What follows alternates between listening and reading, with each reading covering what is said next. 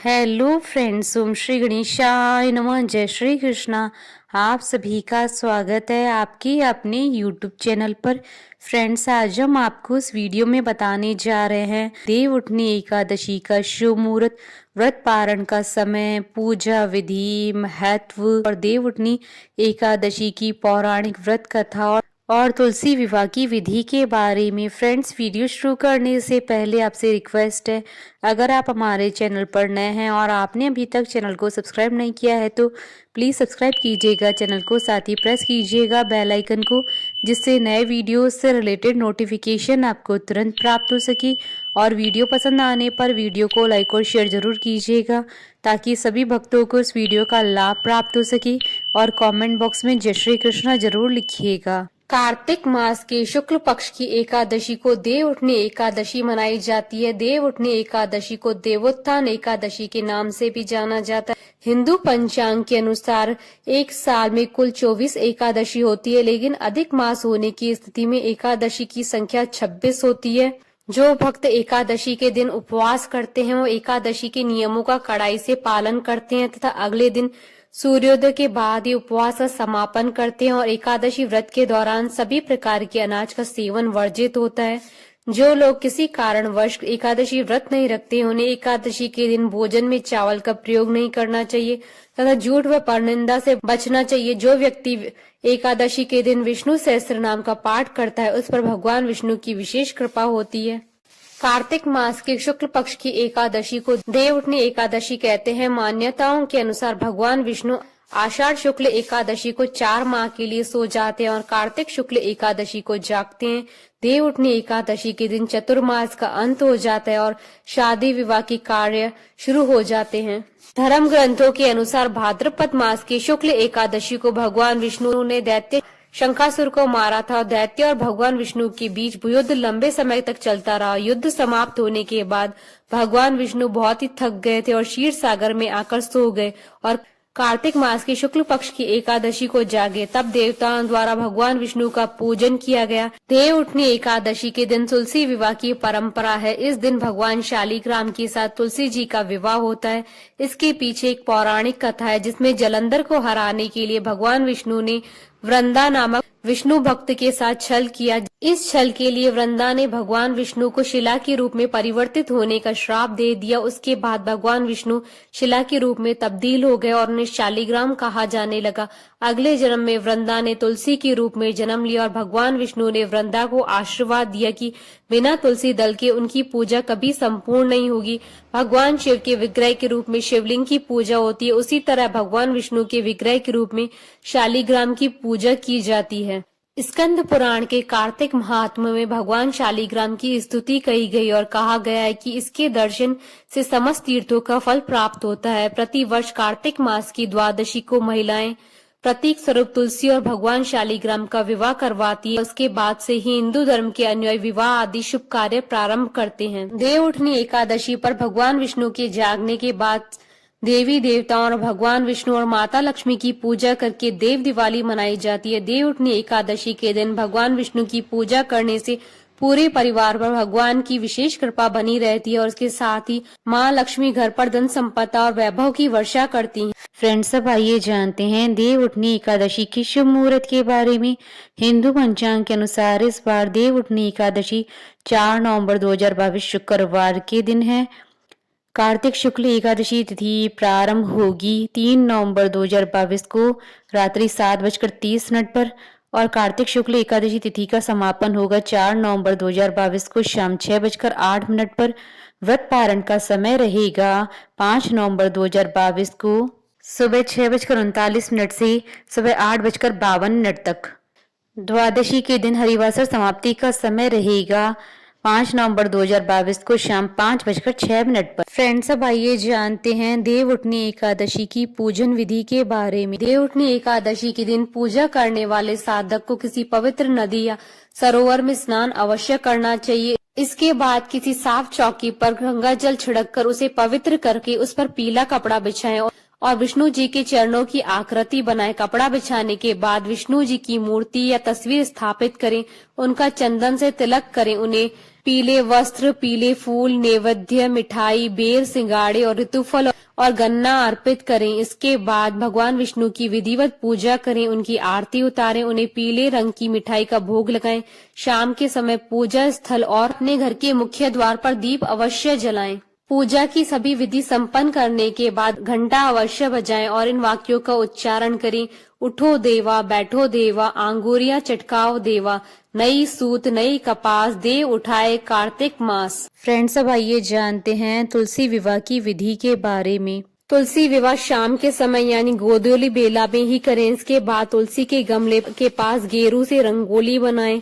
इसके बाद गन्ने से तुलसी जी और शालिग्राम के विवाह का मंडप सजाएं। इसके बाद एक चौकी पर तुलसी का गमला और दूसरी चौकी पर शालिग्राम या भगवान विष्णु की मूर्ति स्थापित करें। तुलसी जी को शालिग्राम के दाईं ओर स्थापित करें।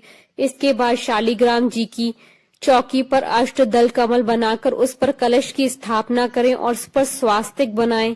इसके बाद आम के पत्तों पर रोली से तिलक करके उसे कलश पर स्थापित करके उस पर कराल कपड़े में लपेटकर नारियल को रखें। उसके बाद तुलसी जी के आगे घी का दीपक जलाएं, क्योंकि अग्नि को साक्षी मानकर ही तुलसी जी का विवाह कराया जाता है। इसके बाद गंगा जल में फूल डुबोकर ओम तुलसाय नमः मंत्र का जाप करते हुए गंगा जल का छिड़काव तुलसी जी पर करें। उसके बाद उसी फूल और गंगा जल से ओम नमो भगवते वासुदेवाय नमः मंत्र का जाप करते हुए गंगा जल को शालिग्राम या भगवान विष्णु की प्रतिमा पर छिड़कें। इसके बाद तुलसी जी को रोली और शालिग्राम जी को चंदन का तिलक करें। इसके बाद दूध में हल्दी डालकर तुलसी जी और शालिग्राम को लगाएं। इसके बाद शालिग्राम भगवान पर तुलसी की मंजरी चढ़ाएं। उसके बाद तुलसी जी को लाल चुनरी अर्पित करें, फिर उन्हें लाल चूड़ी पहनाएं और स्वाग का सभी सामान थोड़ा थोड़ा लगाएं। इसके बाद शालिग्राम जी को पंचामृत से स्नान कराएं, उन्हें पीला कपड़ा अर्पित करें। इसके बाद कलश पर फूल चढ़ाएं, फिर माता तुलसी और शालिग्राम जी पर भी फूल चढ़ाएं। इसके बाद शालिग्राम और तुलसी जी को मालाएं पहनाएं। इसके बाद किसी लाल या पीले कपड़े से माता तुलसी और शालिग्राम जी का गठबंधन करें। इस गठबंधन के कपड़े में आपको सुपारी, फूल, इलायची और थोड़ी दक्षिणा रखनी चाहिए। इसके बाद घर के किसी पुरुष को शालिग्राम जी को हाथ में उठाकर तुलसी जी की 7 बार परिक्रमा करनी चाहिए। 7 बार परिक्रमा करके तुलसी जी को शालिग्राम की बाईं ओर स्थापित करें। इसके बाद शालिग्राम जी को तिल अर्पित करें और कपूर जलाएं और धूप और दीप जलाकर विष्णु जी की आरती करें।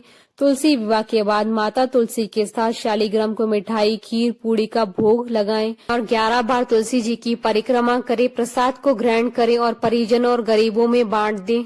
फ्रेंड्स, अब आइए प्रारंभ करें देव उठनी एकादशी की पौराणिक व्रत कथा। धर्म ग्रंथों में देव उठनी एकादशी की 2 कथाएं प्रचलित हैं। पहली कथा, एक राजा के राज्य में सभी लोग एकादशी का व्रत रखते थे।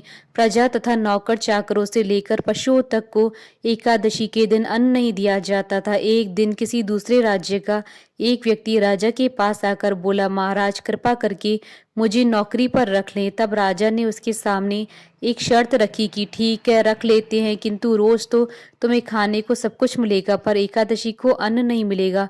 उस व्यक्ति ने उस समय हाँ कर ली, पर एकादशी के दिन जब उसे फलहार का सामान दिया तो वह राजा के सामने जाकर गिड़गिड़ाने लगा, महाराज इससे मेरा पेट नहीं भरेगा, मैं भूखा ही मर जाऊंगा, मुझे अन्न दे दो।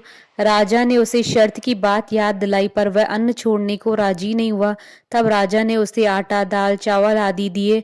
वह नित्य की तरह नदी पर पहुंचा और स्नान कर भोजन पकाने लगा। जब भोजन बन गया तो वह भगवान को बुलाने लगा, आओ भगवान, भोजन तैयार है।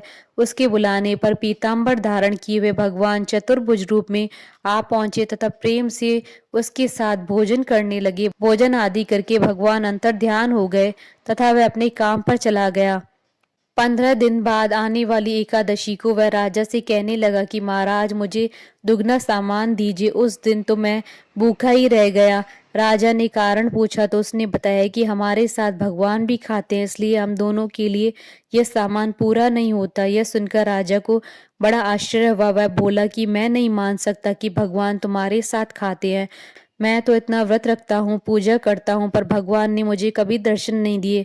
राजा की बात सुनकर वह बोला, महाराज यदि विश्वास न हो तो आप साथ चलकर देख लें।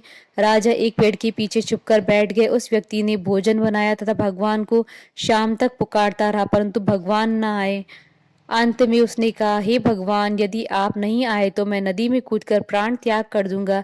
लेकिन भगवान नहीं आए। तब वह प्राण त्यागने के उद्देश्य से नदी की तरफ बढ़ा। प्राण त्यागने का उसका दृढ़ इरादा जान शीघ्र ही भगवान ने प्रकट होकर उसे रोक लिया और साथ बैठकर भोजन करने लगे। खा पीकर वे उसे अपने विमान में बैठाकर अपने धाम को ले गए। यह देख राजा ने सोचा कि व्रत उपवास से तब तक कोई फायदा नहीं होता जब तक मन शुद्ध न हो।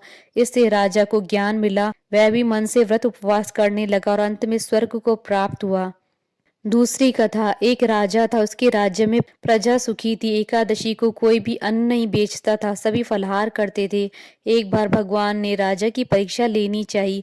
भगवान ने एक सुंदरी का रूप धारण किया तथा सड़क पर बैठ गए। तभी राजा उधर से निकला और सुंदरी को देख चकित रह गया। उसने पूछा, हे सुंदरी, तुम कौन हो और इस तरह यहाँ क्यों बैठी हो? तब सुंदर स्त्री बने भगवान बोले, मैं निराश्रता हूँ, नगर में मेरा कोई जान पहचान का नहीं है, किससे सहायता मांगू? राजा उसके रूप पर मोहित हो गया था।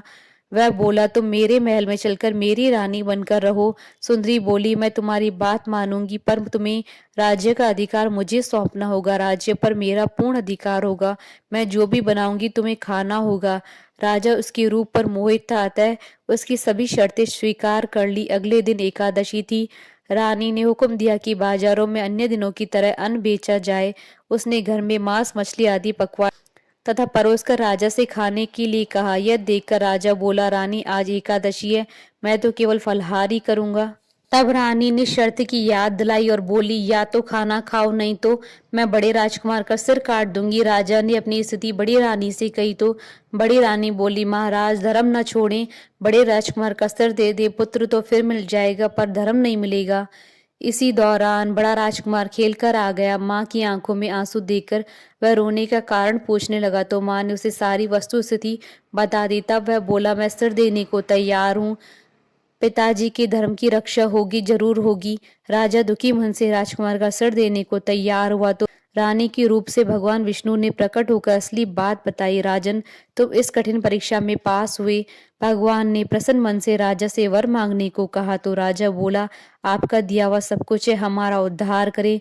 उसी समय वहां एक विमान उतरा। राजा ने अपना राज्य पुत्र को सौंप दिया और विमान में बैठकर परम धाम को चला गया। बोलिए भगवान विष्णु जी की जय, सनातन धर्म की जय। हमारे साथ इस वीडियो में अंत तक बने रहने के लिए आपका धन्यवाद। ओम श्री गणेशाय नमः। जय श्री कृष्णा।